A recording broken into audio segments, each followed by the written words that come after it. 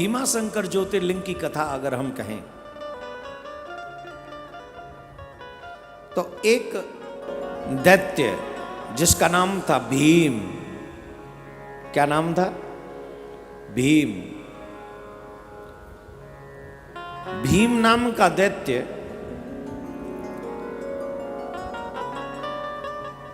बड़ा ही बलवान था, बहुत बलवान। उसकी मां का नाम था करकटी। पहले लोगों के नाम भी बड़े अच्छे होते थे, करकटी। करकटी का पुत्र था भीम।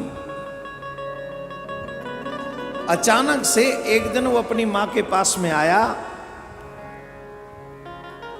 और मां से पूछने लगा, मां मुझे ये बताओ मेरे पिता का नाम क्या है?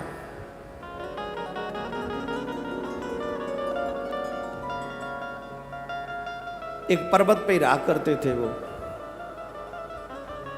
वो और उसकी मां। वो और उसकी मां एक पर्वत पे रहा करते थे, करकटी और भीम। एक दिन अपनी मां के पास आकर बोला, मुझे बताओ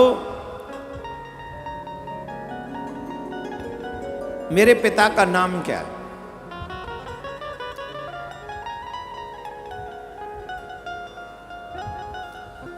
तो करकटी बोली, क्या करोगे जान के? बोले नहीं, मुझे जानना है।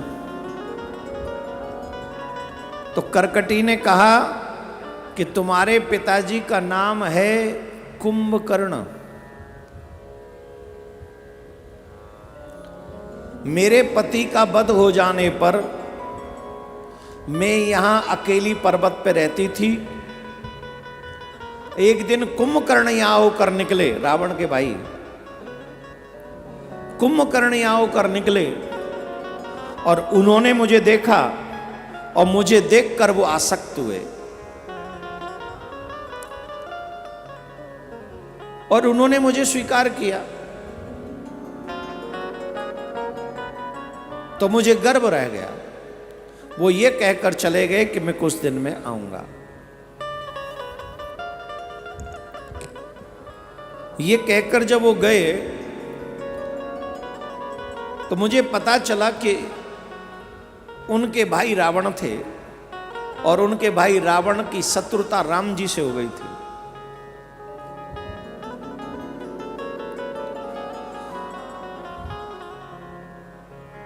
और रावण को और कुंभकर्ण को, तेरे ताऊ जी को और तेरे पिताजी को, दोनों को ही राम जी ने मार दिया। वो मेरे पास आ ही न पाए। मैं अपने पिताजी के पास रहने लगी, माताजी पिताजी के पास। तो वो एक विष्णु भक्त को खाने के लिए गए तो विष्णु भक्त ने उन्हें शाप देके समाप्त कर दिया। मेरे माता पिता भी विष्णु भक्त ने समाप्त कर दिए। मेरा पति भी विष्णु रूप राम ने समाप्त कर दिया। ये सुनते ही भीम को लगा कि जो हमारा सबसे बड़ा शत्रु है वो तो विष्णु है। इस विष्णु ने मेरी मां की खुशियों को समाप्त कर दिया। तो भीम ने कहा, मां तुम चिंता मत करो, अब मैं तपस्या करूंगा और तपस्या करके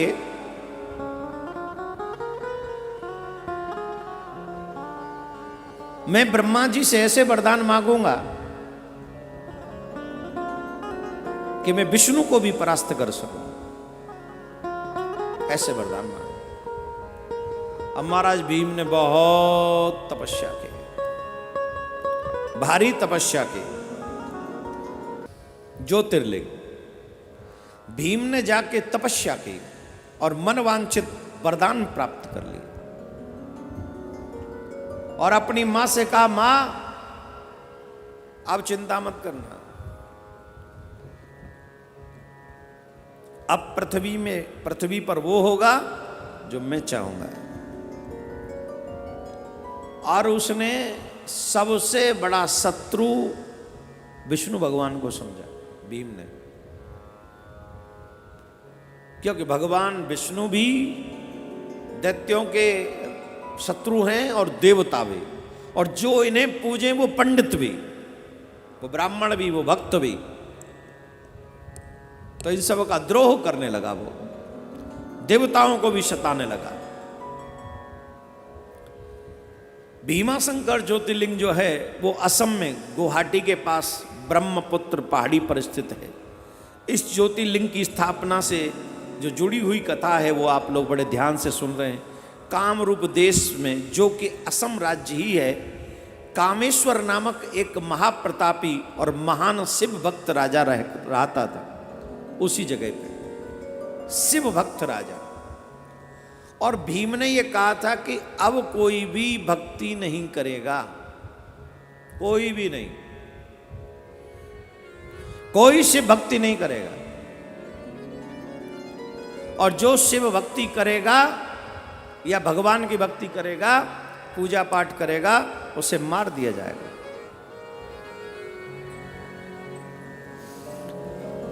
तो ये जो काम रूप के राजा थे कामेश्वर, वो महाप्रतापी राजा थे और भगवान शिव के परम भक्त थे। भीम को इस बात का पता चला कि ये राजा शिव भक्त है, और ये मानता नहीं। तो भीम ने इस राजा से कहा कि तुम ये भक्ति छोड़ दो।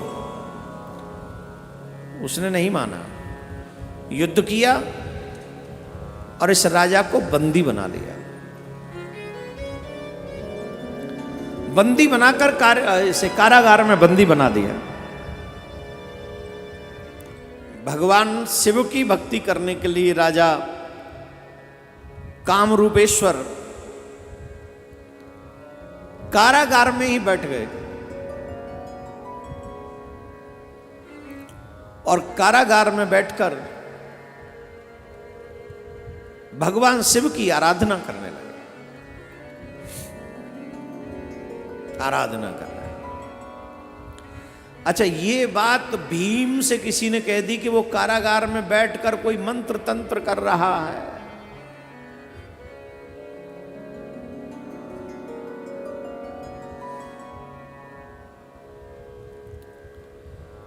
भीम को किसी ने कह दिया कि राजा जिसको आपने बंदी बनाया है वो कारागार में बैठकर कुछ मंत्र तंत्र कर रहा है। तलवार उठाई भीम ने, और तलवार उठाकर दौड़ पड़ा कारागार की ओर। भीम दौड़ता गया और वो तीव्र गति से शिव भक्ति में लीन राजा के पास पहुंचा और उससे ललकारने लगा। डांटा उसे, कहा बंद कर ये जो तंत्र मंत्र तू कर रहा है। ये कौन है शिव जिसकी पूजा तू कर रहा है? अगर तूने सेवा को नहीं रोका, इस पूजा को नहीं रोका, तो मैं तुझे अभी समाप्त कर दूंगा। सनातन धर्म का राजा, सनातन धर्म की मर्यादाओं को मानने वाला राजा, सनातन के पद चिन्हों पर चलने वाला राजा जानता था कि पूजा कभी अधूरी नहीं छोड़ी जाती।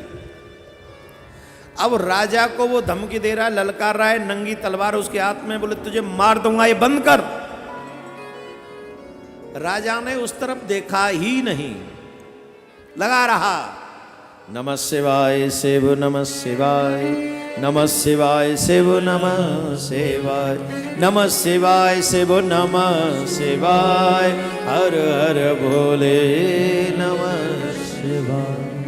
गंगाधराय शिव, गंगाधराय जटाधराय शिव, जटाधराय नमः शिवाय शिव नमः शिवाय, नमः शिवाय शिव नमः शिवाय। महाराज वो जपता रहा, नाम जपता रहा। राजा ने उसकी ध्यान नहीं दिया उसकी तरफ, उसको आ गया क्रोध भीम को, और उसने वो तलवार उठाकर राजा के ऊपर मारना चाहा। संयोग विचित्र था, जो तलवार अच्छा वहां पर वार कर दिया तलवार पर, तो राजा की बजाय शिवलिंग पर, शिवलिंग कौन सी थी वहां कारागार में, कौन सी शिवलिंग थी? शिवलिंग थी वहां, उस पे वार कर दिया। और जैसे ही तलवार पर उसने वार किया, शिवलिंग पर वार पहुंचा, तत्काल उस शिवलिंग में से बाबा भोलेनाथ प्रकट हुए। बोलो शंकर भगवान की जय। शंकर भगवान तुरंत प्रकट हो गए। और जब शंकर भगवान प्रकट हुए, तत्काल महादेव ने उस भीम का, उस राक्षस का वध कर डाला। एक क्षण लगा भगवान भोलेनाथ को, ये तो महाकाल है, मारें तो एक क्षण में मार दें, और बचा में तो काल भी उसका क्या करेगा। जो भक्त हो महाकाल का बचा ले फिर। बाबा तो बड़े बाबा भोले भंडारी। तो मैं यूं कह रहा था, मुनि वहां पर प्रकट हो गए। मुनियों ने हाथ जोड़ लिए, प्रार्थना की, भगवान शिव से कहा आप यहाँ ज्योतिर्लिंग के रूप में वास करने तो बड़ी कृपा होगी। तो बाबा भोलेनाथ से जब प्रार्थना की तो शिव जी मान गए। तभी से उस ज्योतिर्लिंग का नाम, अब वहाँ भीम को मारा था तो बोले महाराज मार तो दिया ही है, कुछ अपन को भी इन्वॉल्व कर लीजिए अपने साथ में। तो बोले हमको यहाँ भीमा शंकर के नाम से लोग जानेंगे। बोलो भीमा शंकर महादेव की जय।